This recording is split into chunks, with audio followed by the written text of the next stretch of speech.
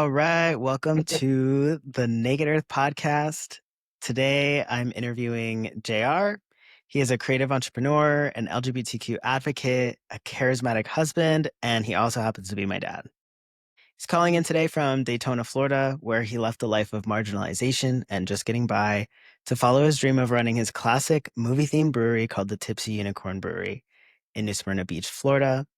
And he's also been an advocate and supportive dad of two transgender kids, which happen to be me and his stepdaughter. So, welcome to the Naked Earth podcast. I'm glad that you're open to being here. What was it like when I came out as trans? I mean, like at that time I was 15. That's when you were like kind of started to make that shift towards your own new dreams and your own lives. And I know it wasn't easy in the beginning. So could you share your experience Yeah. as a dad? No, it wasn't easy. It wasn't easy, not because of what I had to go through. It wasn't easy because it was new to me. And I wanted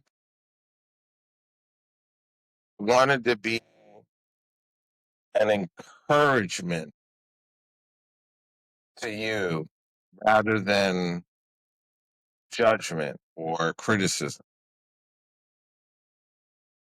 And I didn't know how to do that. There wasn't like a book or a template or I could go ask people because everybody was the opposite. Oh my God, your kid's acting like a boy. So what? You're acting like an asshole. Does that make you what? You know, that would be my response. And it was more learning. But in the end, you just listen to them, see where their hopes are, and you have to understand too that the kids are growing, and there's a lot of outside influence, positive or negative, and let them give them the tools to understand how to sort out positive and the negative. What kind of tools would those be? Well, looking at people, are they really trying to be encouraging or are they just trying to knock you down to make themselves feel better? Um, are they really curious or are they just trying to be nosy? Do they really care where you go in life or they want to feel like, oh, here's another person I helped go off in life, but never really caring what they want. Um, it's all self-serving, those things, but you don't always see it. Sometimes you get it wrong, but that's part of it. What would you say to, because I came out at 15. I mean, I came out as gay when I was, what, like 13 or 14. Oh no, I and knew and very, I want to tell you what, this because okay. I knew, I felt it. You had a different demeanor than your two sisters, and you didn't want to play with dolls. You were interested in other things. And people would say, especially my mom, like, what's wrong with her? I'm like, shut up, let her alone. It's evolving. And no, I knew early on that there was going to be a change, but I didn't want to be the parent that's just too easily pushed over because there's a lot in my thought there. A parent could go too far one way and say, "Oh no, my kid's transgender at age 5," and do all this stuff to make it happen. Well, remember, the kid's still 5. There's a lot of developmental things going on that has to happen. Let that happen. Be there. Mhm. you know, loving, but just be there. Talk to them, and once it starts evolving and they start maturing, then you can start seeing the changes take over. And when you came out, it was like, finally, this is who this is who he's supposed to be. So you getting there on your own was what I wanted. Yeah. I think that's a really great perspective and can help other parents out there of like just letting them be and not trying to sway them, there can be the ultra liberal side where it's like, "Oh, they're playing with a truck, they're trans." And then, like, the Yeah. ultra, conservative side of, like, "Don't you ever wear anything except a dress and makeup." It's I really appreciated that growing up that you just kinda I always remember when I was even 11, 12, just wearing basketball shorts and T-shirts, like, that was my wardrobe my whole childhood. Now, don't get me wrong.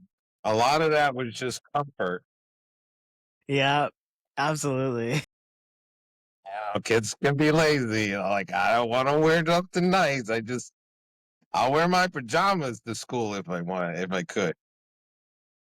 Yeah. You Yeah, but know. I was definitely not choosing the blouses and the Yeah. No, that was yeah, definitely not you. And it wasn't really the other kids, even Rebecca and Veronica. But they were more girly. They had they had their hair, and I tried with their hair. yeah. So what would you say to another parent who may be struggling to, put their own beliefs aside and their own ideas and dreams of what their kid should be to allow their kid to be who they really are? Well, there you said it. You said I would tell them what they should be. Who said they should be anything but what they want to be? And that's where a parent should stop looking. Why? Why should they be this? Why should they be that? Where are you getting that acceptance from? Do you want that kind of acceptance? Is it your peers, your friends are looking at you like, oh, you're not raising your kid right? You know, they have their beliefs. They're imposing on you. So as that parent, look to see what's around you and what's pushing in, making you feel like your kid should be a certain way. You know, your kid should be happy, fed, healthy, encouraged.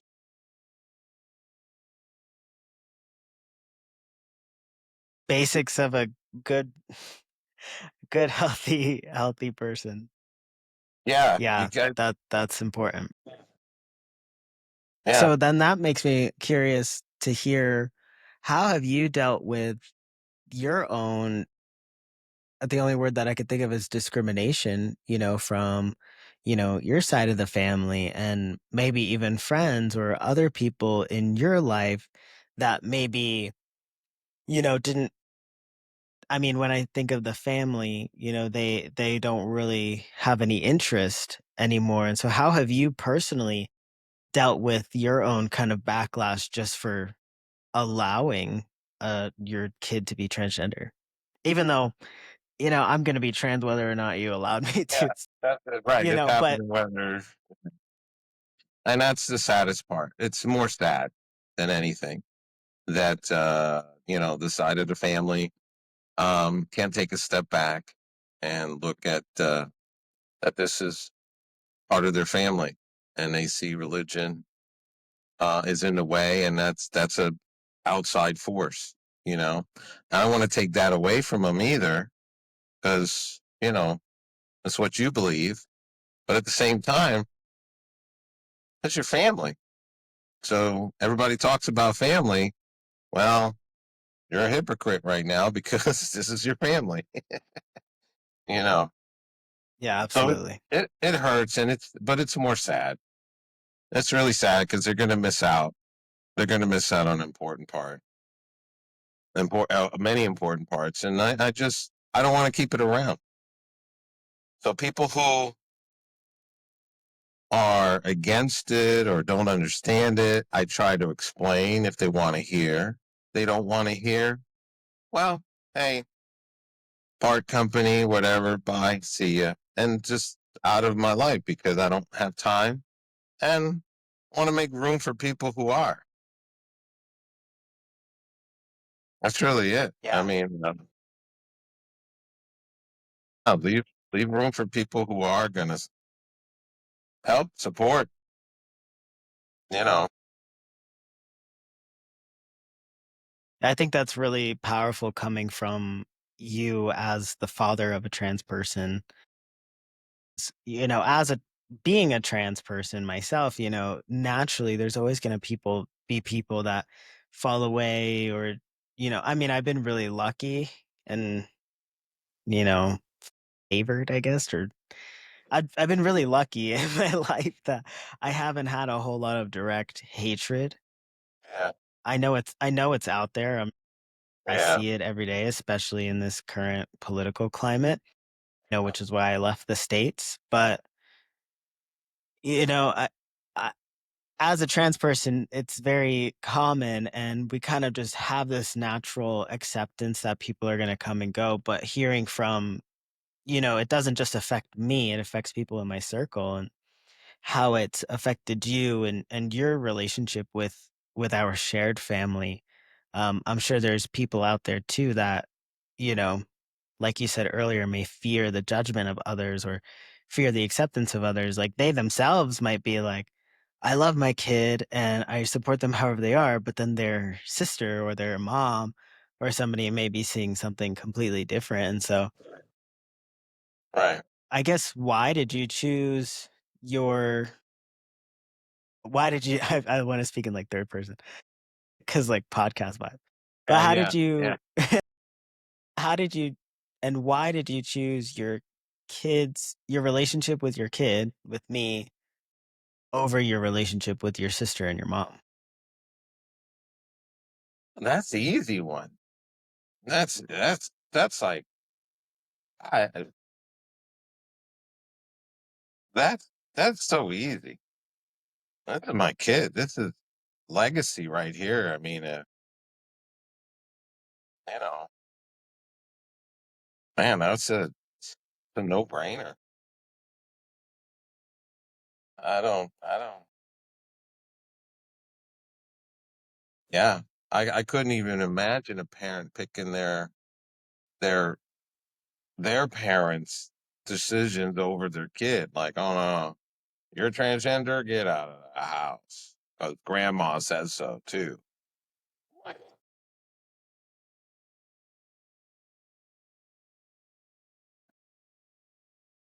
it wasn't even a question, or I was just trying to get them to understand some things, you know, and but they wouldn't.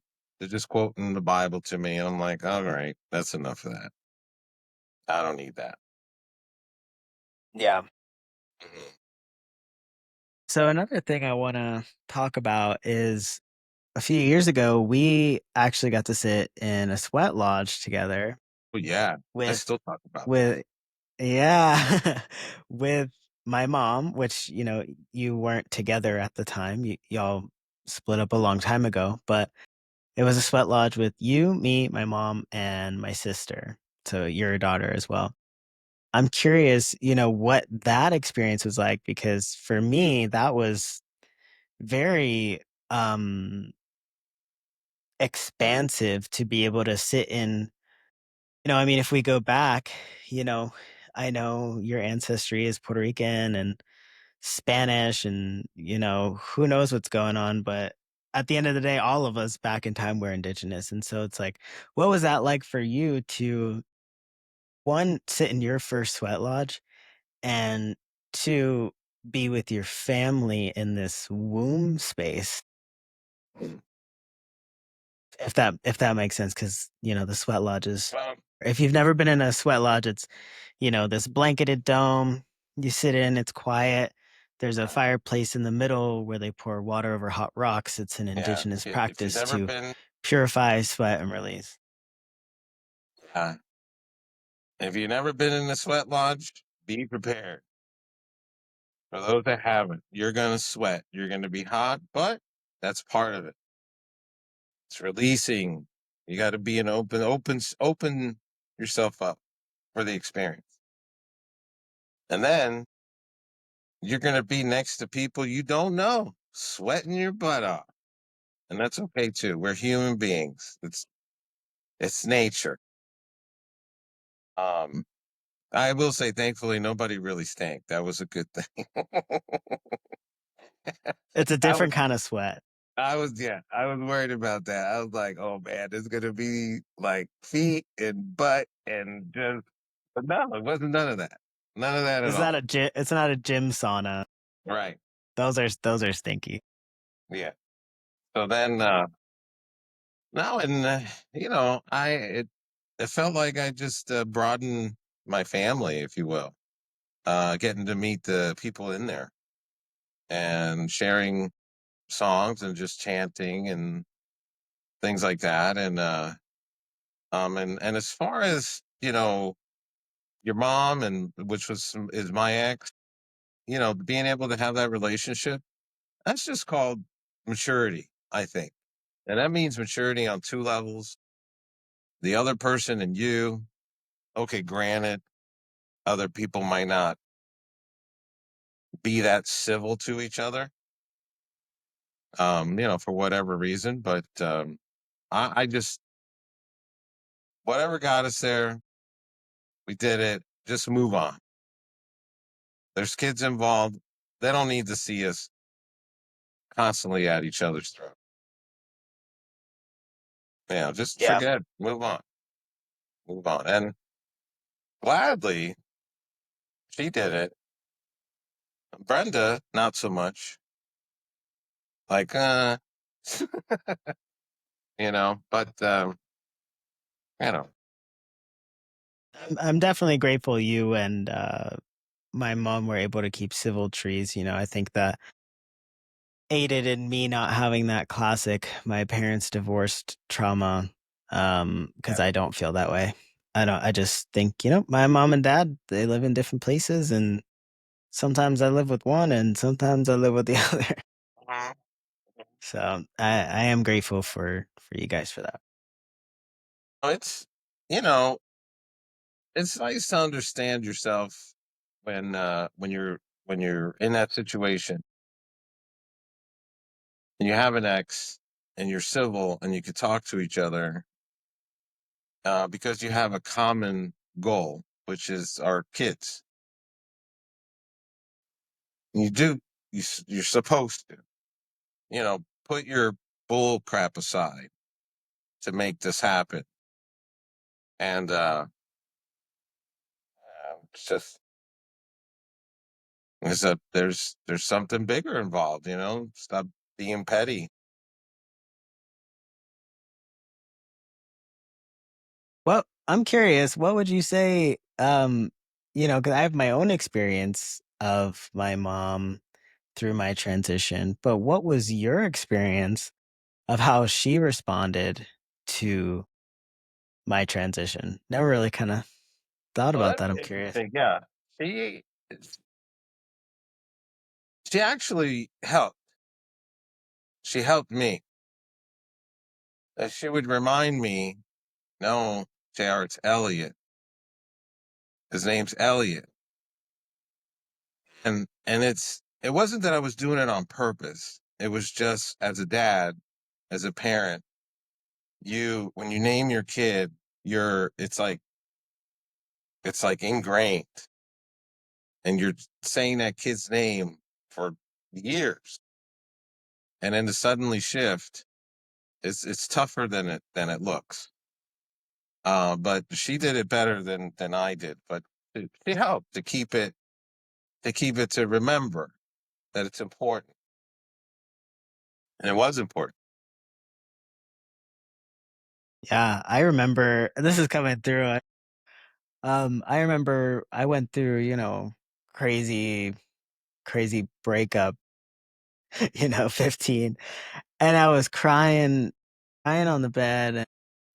I remember, like, I just want to give you some credit here, but this is a good memory I remember is that I could tell you didn't really know like what to do. It's like, oh, first high school love breakup, like you'll get over it eventually. I could like feel like you weren't quite sure how to, but you said in the doorway, you said, Elliot, one day you're gonna make a really good husband. And for me, that just like clicked because you saw me as male in the future. Like it wasn't just like, we were going through this phase of like figuring out, okay, you still look like a girl, but you want to be Elliot and him. That's a little confusing, but I could tell in that moment, feel like it gave me a lot of hope, and yeah, I just want to give credit to you for that. That was a good memory, Well, thank you. even though it was during a hard time. Yeah. It's there's no rule book, and I was winging through half of it. Yeah, there is no rule book, and hopefully, with these podcasts, and I'll have to interview my mom as well. But just hearing from there's so many trans and queer kids out there that just have Yeah. nobody, and You know what I'm finding it's out? heartbreaking. It is heartbreaking.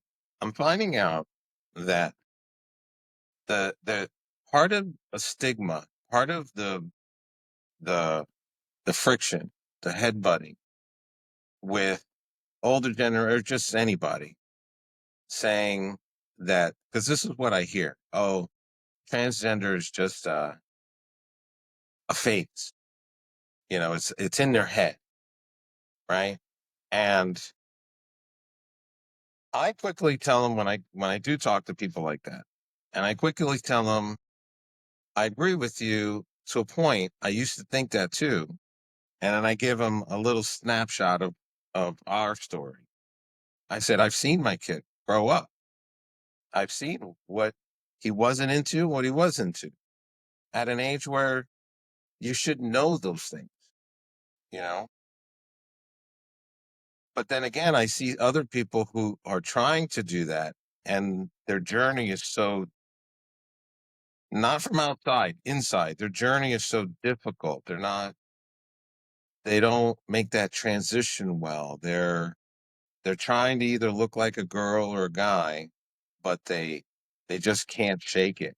I mean, they look like a guy or a girl, whatever they were before, so much so, and you could tell the struggle. And I'm finding out those people, they just need a fucking hug. Mhm. They don't know what's going on.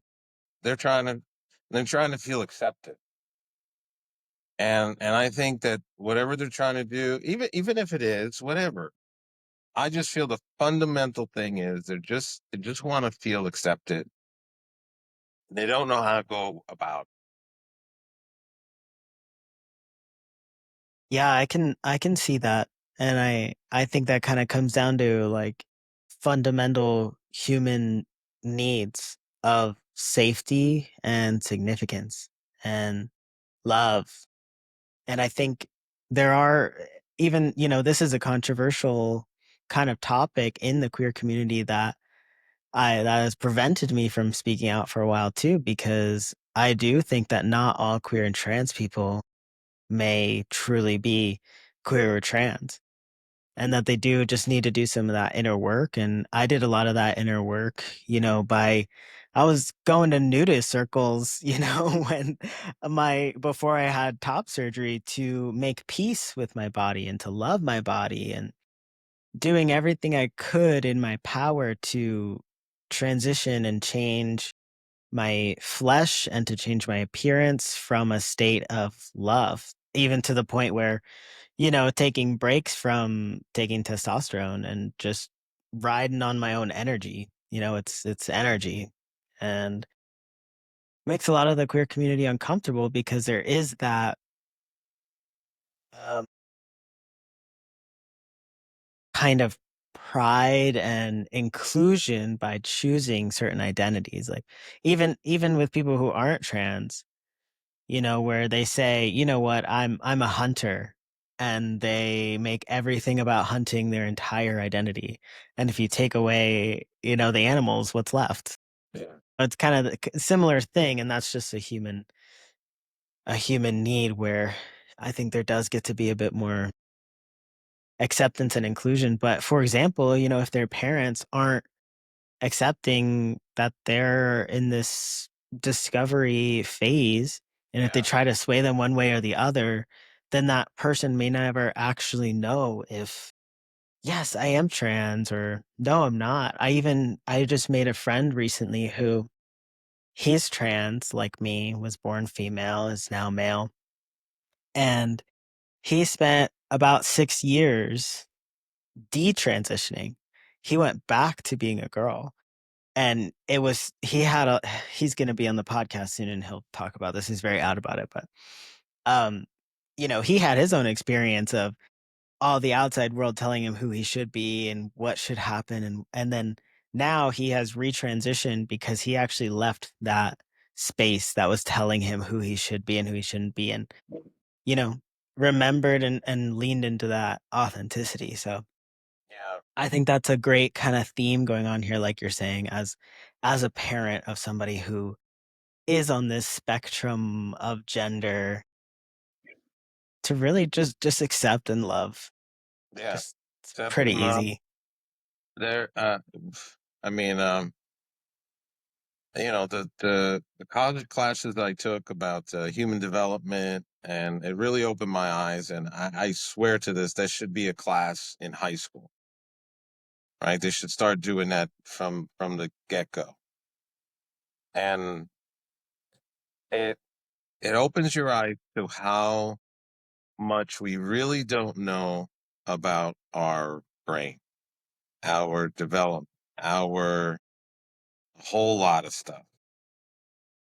Yeah, we're still finding things out, and we're scratching the surface. I mean, gosh, we didn't know what serial killers were until we found one, and then they made a whole thing about it.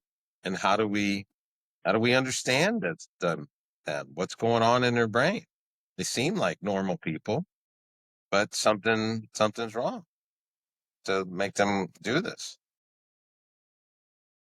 And if we listen, I think we'll get there. But we're still we're still so young as a freaking uh, species. I don't. I. We got a lot of work ahead of us. I hope we don't screw it up again. So I end every podcast with this one question, and I invite you to close your eyes, take a Yeah. deep breath. Not a whole meditation, just a connection. Don't worry. Just invite you to close your eyes and take a deep breath, and think about 7 generations behind you: the mothers, the fathers, the uncles, the grandparents, great grandparents.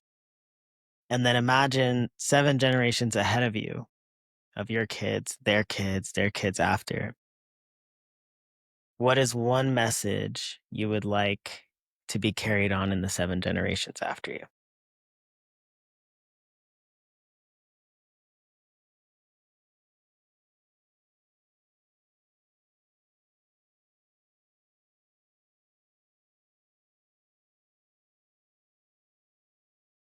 Oh, that's a deep one. I had never thought about it that way. I would hope that the message lives on, but I mean, I would just in the next generation, which I'm 100% confident it will. It's just wow.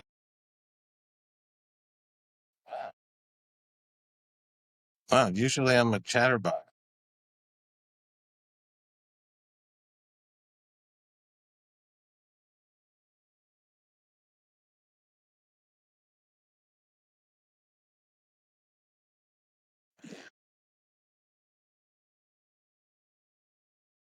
I almost want to say, treat everybody with respect and do what makes you happy. Well said. I feel like you almost have to say those together because you could do stuff that makes you happy, but you're not very respectful to other people. Yeah, yeah. Good point. Yeah. Yeah. Be respectful, but do what makes you happy. Amazing. Thank you for adding that. Yeah, awesome. So, where can people find you on socials, the internet, in person? So it's Tipsy Unicorns Brewing. That's TYP, Tipsy, TYPSY. And you'll see our contact information there. Also, my Facebook there, JR Rivera. Let's see. I have an Instagram, but I'm not always on it, but shoot me a message from there. Yeah. Is that it? I don't know. Yeah. So, thank you again for being open to sharing your story and your experience with us today. And if anybody needs a dad to talk to, I'm sure he'd be happy and open. So, thank you, and we'll see you next time. Thank you. Thank you for having me. And we'll see you. Hopefully I see some of y'all in the future. Absolutely.